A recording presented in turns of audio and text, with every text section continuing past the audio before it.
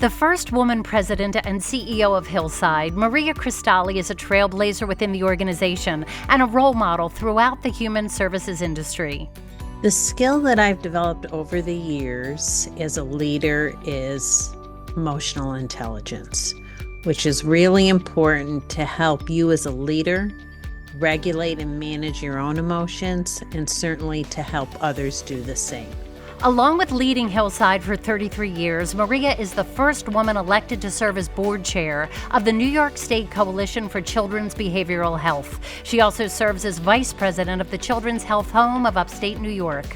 I learned early on in my career through one of my mentors as a manager that assembling teams takes an opportunity for you as a leader to develop different skill sets, bring in diverse experiences. That makes your solution stronger. And I've loved sharing those examples with concrete insights to the individuals that I've mentored over time. As a leader of a community organization, Maria is dedicated to ensuring that other leaders and staff represent the communities they serve. A commitment that I have made as a leader to both my organization and the community that requires strength and perseverance is the commitment to racial equity. And for me, it is about advancing opportunities for racially diverse leaders at my organization and in my sector. As an ally to BIPOC leaders, Maria says it's not only important to bring diverse voices to the table, but to let those voices inform decision-making. Congratulations, Maria. From Miss USA 1979 to successful business owner, Mary Therese Friel has devoted her life to mentorship, female empowerment, and philanthropy. More important was how do I give back to a community that has been so good to me. I mean, that's why I moved back home after traveling the world. After being Miss USA, instead of staying out there with all the other big celebs, there's no place like home. I love Rochester, and I wanted to move back and share all my knowledge and information and resources and grow my business here in my hometown where I've been doing it for 38 years. Very proud of that and very excited to look towards 50. President of the Mary Therese Friel Modeling Agency, the company is built on her more than 50 years' experience as an international model, national spokesperson, celebrity, teacher, coach, and entrepreneur. I think it's important we share, because I think it's what makes us who we are. And I think that's a wonderful gift that we can then share with others so that you pay it forward. There was an old shampoo commercial, you tell two people who tell two people who tell two people who tell two people. And so for me, I love to send the message that, we're all here to help you, to elevate you, to put you on our shoulders, to lift you up. And I think that makes us all just better people. A Rochester native, Mary Therese commits 50% of her time to helping nonprofit organizations, including the Center for Youth, Food Link, the Pirate Toy Fund, and Lollipop Farm. She also created the Goodwill Ambassador Program, which has celebrated community involvement, leadership, and volunteerism for 36 years. Community service. I mean, I live to serve. I was raised that way. I put God first, and I put my community, my marriage, my company. Those things make me who I am and make my company a great company to be part of. And I say that because, again, it's all those you bring into it. You're only as good as the people that elevate you. So it's really important to take very good care of them. In addition to her previous RBJ Women of Excellence honor, Mary Therese was named an RBJ icon. Congratulations, Mary Therese. Earning a seat at the Dixon Schwabel leadership table is what Nadine General considers her greatest professional achievement. In an industry where who you know is sometimes more important than what you know, Nadine earned her role as Managing Director Communications the old-fashioned way, through hard work and resilience. You do face a lot of turbulence along the road, and you realize that I think it takes sometimes time to realize that those challenges are what build your character and help you grow. A firm believer in paying it forward, Nadine has mentored well over 100 high school and college students. And I remember what it was like starting out, and it's daunting, and you have all these questions, and what are the best practices in networking, and how often should I show up or follow up, and those things that you think are crippling, early on are kind of the things that you just kind of say, oh my gosh, we know these like the back of our hand at this level. But it's really important to help others along the way, because it really, none of us got here on our own. A kids club volunteer at Victor Community Church, Nadine is also actively involved with the Diversity Committee of the Public Relations Society of America. One of the biggest programs that we launched more than a decade ago it's called the Pitch program. And it's a collegiate case competition where we're able to bring in students and help them in a day devise a plan, a public relations plan, and learn how to pitch a panel of judges. So we find some celebrity influencers across Rochester, and then we identify a nonprofit that truly has a need in communications. A graduate of St. John Fisher University, Nadine was inducted into the Jack Palvino Communication Hall of Fame. Congratulations, Nadine. Farm kid, school teacher, care manager, and now healthcare leader, Jennifer Searles says social justice is the common denominator throughout her career. Executive Director at St. Joseph's Neighborhood Center, Jen now has a greater role in addressing inequality. And so whether it's through community initiatives or leadership, I always try to amplify those voices to create opportunities and pathways for individuals who have been systemically marginalized and barriers have been put in their way. Passionate about supporting professional development, Jen is the go-to person for team members seeking guidance, and she continues to mentor colleagues at Trillium Health, where she served for almost 16 years.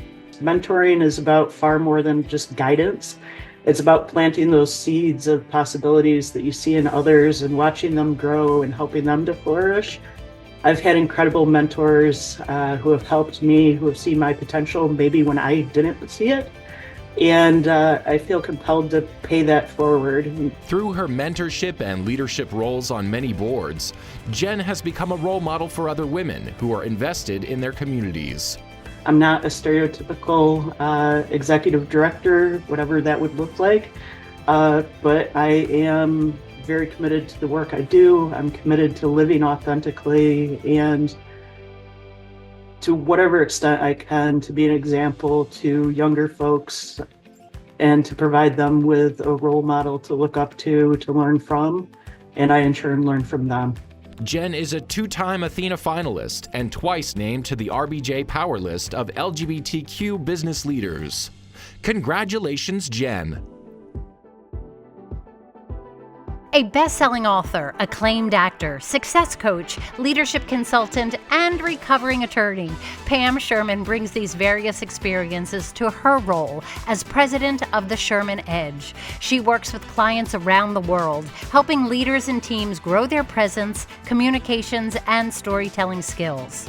What questions we ask is probably the most important thing that really helps to make you a leader, and learning how to be quiet and listen.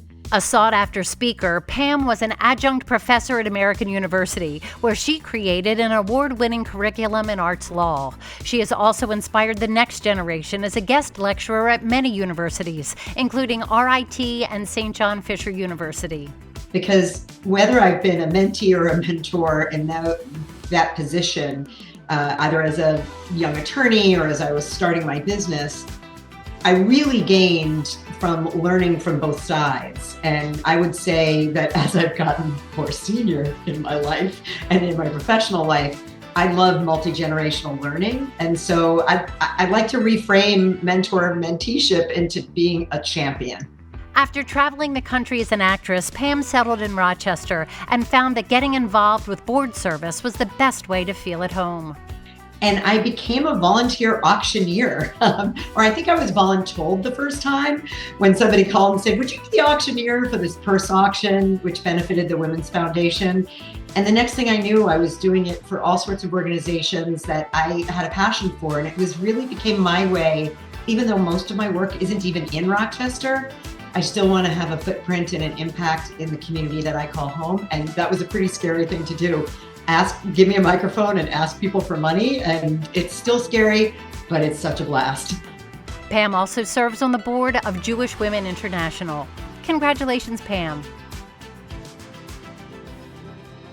Ever since Elizabeth Talia was a little girl, she wanted to be a lawyer. Starting her career as a litigator, she is now Vice President, General Counsel, Chief Compliance Officer, and Privacy Officer at Thompson Health. During my years at Thompson Health, I've had to work very hard to learn all the different areas of law you really need to know being an in-house lawyer. And I've learned a tremendous amount, and I love my job at Thompson Health. So I would say tenacity is what has led me to where I am today.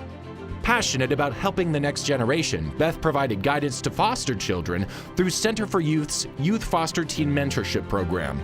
I really get a lot of fulfillment from it.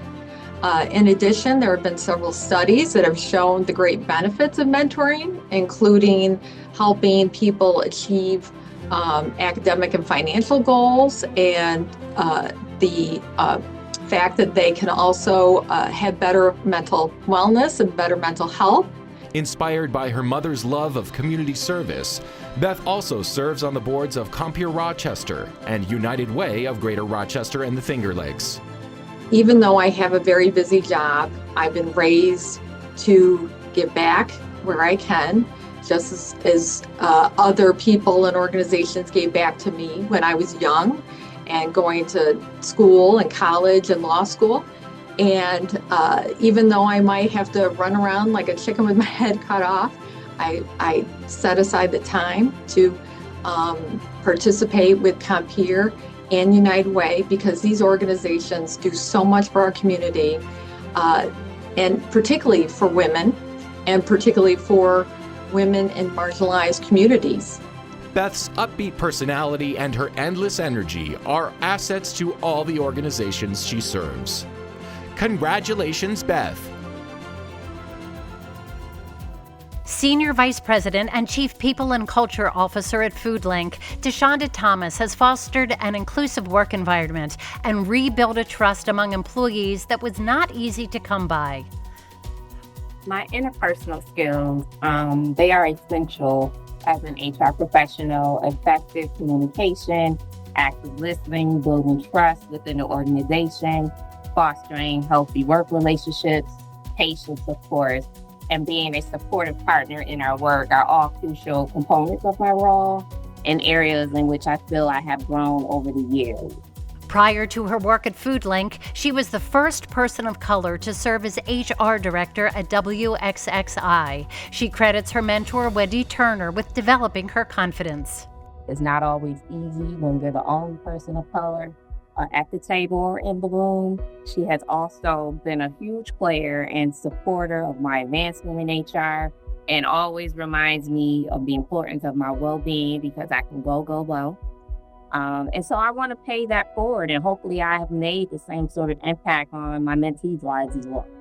Born and raised in the heart of Rochester, DeShonda is dedicated to helping her community. She has also raised tens of thousands of dollars for college scholarships through Alpha Kappa Alpha sorority, and she serves as board chair of the Willow Domestic Violence Center. So when I think of my commitment to the community and how it pulls from my strength and my courage, that's the initial gut thought about how I do that. Being a child survivor myself and witnessing domestic violence in my own home, it just runs deep, and this is my way of giving back. A 2024 inductee into the Monroe Community College Alumni Hall of Fame, she is also a member of the City of Rochester Civil Service Commission.